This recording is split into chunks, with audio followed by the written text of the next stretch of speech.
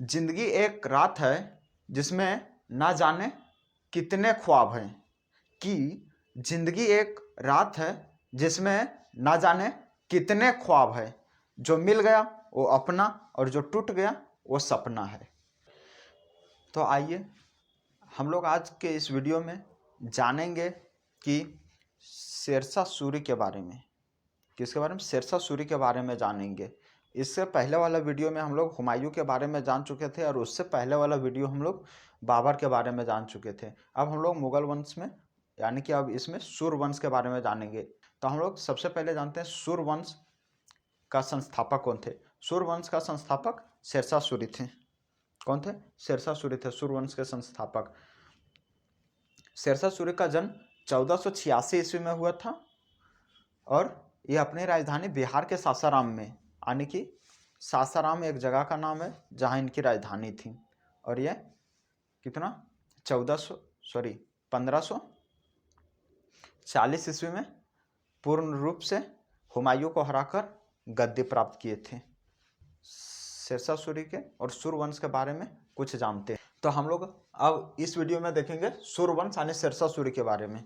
सूर्यवंश, सबसे पहले सूर्यवंश के संस्थापक थे शेरशाह सूरी। शेरशाह सूरी का जन्म इसका जन्म 1486 ईस्वी को 1486 ईस्वी को हुआ था। कब? 1486 ईस्वी को हुआ था शेरशाह सूरी का जन्म। शेरशाह सूरी, इसकी राजधानी यानी कि ये जब राजा बने तो इनकी राजधानी कहाँ पे थी? सासाराम बिहार, जो अभी के बिहार में सासाराम है, वहां पहले इनकी राजधानी थी। शेरशाह सूरी शासक कब बने? सर्वप्रथम हम लोग जानते हैं शेरशाह सूरी के नाम, पहले बचपन का नाम। शेरशाह सूरी का पहले बचपन का नाम था, क्या था? शेरशाह सूरी का बचपन का नाम था फरीद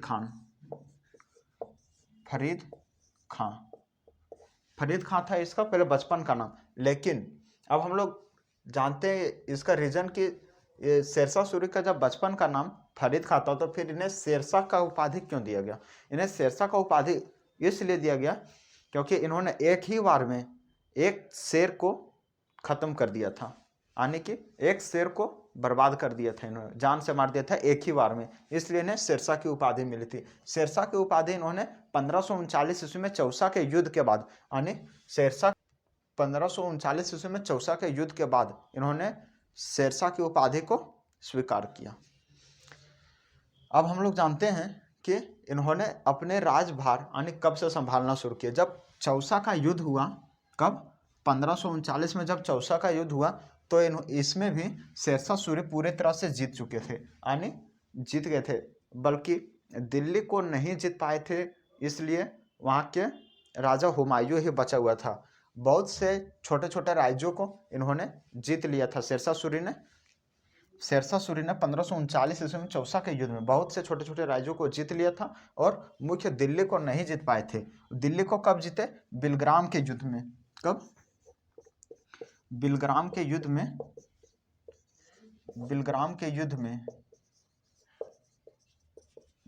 युद्ध अब कब हुआ था? बिलग्राम का युद्ध हुआ था 1540 ईस्वी को, जिसमें शेरशाह सूरी ने, बिलग्राम का युद्ध 1540 ईस्वी में शेरशाह सूरी ने किन्हें हराया था?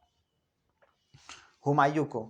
और 1540 ईस्वी में यही बिलग्राम के युद्ध में हारने के बाद हुमायूं ने अपने घुमक्कड़ों की तरह 15 साल जिंदगी सिंध में जाके बिताया और शेरशाह सूरी यहाँ का शासक बन गए। कौन? शेरशाह सूरी। 1540 ईस्वी में शेरशाह सूरी शासक बन गए और सूर्यवंश का, कौन सा? सूर्यवंश का स्थापना हुआ। सूर्यवंश का स्थापना हुआ। अब शेरशाह सूरी 1540 से 1545 तक ही अपने शासन को चला पाए। शेरशाह सूरी 1545 में एक युद्ध लड़ रहे थे, इसलिए इन्होंने कालिंजर के किले के चारों ओर घेरे बना के वहां पे था। अब उक्का नामक आग्नेयास्त्र चला।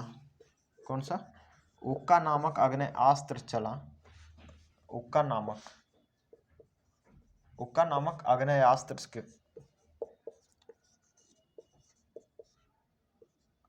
से उक्का नामक आग्नेयास्त्र से गोला निकलने के कारण, गोला जब निकला तो फटा, तो शेरशाह सूरी का शरीर का चिथड़ा उड़ गया, यानी शेरशाह सूरी युद्ध में मारे गए। अब इसके बाद इनके पुत्र आगे संभाले और इन्होंने 1555 तक, कब 1555 तक लेके गए। फिर पुनः सरहिंद के युद्ध में हुमायूं आया, हुमायूं सरहिंद का युद्ध में आया और 1555 में सरहिंद के युद्ध में हुमायूं जीतकर फिर से दिल्ली के गद्दी पर बैठ गया। यानी अब हम लोग देखते हैं कि शेरशाह सूरी द्वारा कौन कौन से कार्य किए गए थे। अब इनके कार्य के बारे में थोड़ा सा फोकस करते हैं। शेरशाह सूरी के शासनकाल में हुआ था डाक प्रथा की शुरुआत शेरशाह सूरी के, और जीटी रोड यानी आज का जो गरन ट्रक रोड है उस शेरशाह सूरी के समय काल में ही क्या हुआ था, स्टार्ट हुआ था, यानी मरम्मत की गई थी, बनाई गई थे शेरशाह सूरी, यानी जो गरंड ट्रक रोड है, यानी सिंपल में हम लोग देखते हैं क्या, GT road, GT road Shershah Suri के समय में ही स्टार्ट किया गया था। और उस समय एक और इनके द्वारा बहुत ही अच्छा काम किया गया था, क्या, मुद्रा का चलन। मुद्रा में हम लोग का करेंसी क्या है, वर्तमान मुद्रा रुपया है। रुपया का चलन भी शेरशाह सूरी के समय से ही किया गया था। उस समय एक सिक्का का वजन होता था, जो चांदी का बना हुआ था उसका वजन होता था कितना, 178 ग्रेन होता था, 178 ग्रेन। चांदी के सिक्का का वजन 178 ग्रेन होता था, यानी 1 रुपया होता था उस समय। तो ये सभी मुद्रा।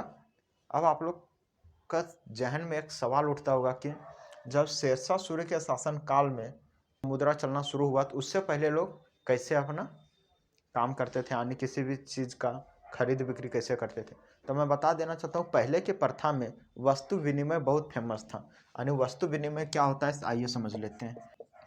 पहले की प्रथा में वस्तु विनिमय बहुत फेमस था, आज भी कहीं कहीं होता, आज भी मतलब कभी कभी किसी जगह पे मिलता है देखने को, हर जगह मैं नहीं बोलता हूँ, मुद्रा अब चल रहा है, बट कोई भी चीज़ के बदले में किसी दूसरे चीज़ मिल जाता है आज भी। जैसे पहले किसी के पास गेहूँ का काम था, यानी उसको गेहूँ चाहिए और उसके पास चावल है, और दूसरे के पास चावल चाहिए और उसके पास गेहूँ है, गेहूँ है, तो ये दोनों एक दूसरे से एक्सचेंज कर लेते थे, यानी गेहूँ दे देते थे, चावल ले लेते थे, और यदि चावल है तो गेहूँ देके फिर चावल देकर गेहूँ ले लेते थे। इस प्रकार से एक दूसरे से एक्सचेंज कर लेते थे।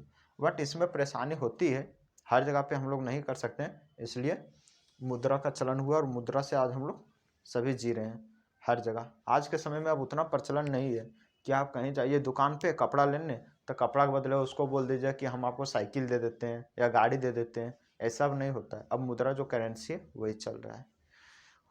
आई होप आप लोग को ये वीडियो अच्छा लगा होगा और समझ भी आ गया होगा। ऐसे शेरशाह सूरी के जीवन में ज़्यादा कुछ है नहीं, इन्होंने 5 साल राज किया, इसके बाद इसके पुत्र आए, उन्होंने अपने शासन व्यवस्था संभाले और फिर 1555 में सरहिंद के युद्ध में हारकर सभी चले गए। अब उसके बाद फिर हुमायूं 1555 से 1556 यानी 1 साल राज की। उसके बाद 1556 में पुस्तकालय के सीढ़ियों से हुमायूं के गिरने के कारण मृत्यु हो गई। इसके बाद उसका पुत्र अकबर उसका उत्तराधिकारी था, वही शासक बना, कहाँ, दिल्ली के गद्दी पर बैठा। अब उसके बारे में भी हम लोग देखेंगे, यानी कल का टॉपिक और आज का टॉपिक दोनों हम समराइज कर दिए। कल और आज वाला टॉपिक दोनों को रिलेटेड था एक दूसरे से। तो उम्मीद है वीडियो आप लोग को अच्छा ही लगा होगा। कौन कहता है कि हाथों के लकीरों से ही सब होता है, कि कौन कहता है कि हाथों के लकीरों से ही सब होता है, जिनके हाथ नहीं होते तो क्या उनकी तकदीर नहीं होती।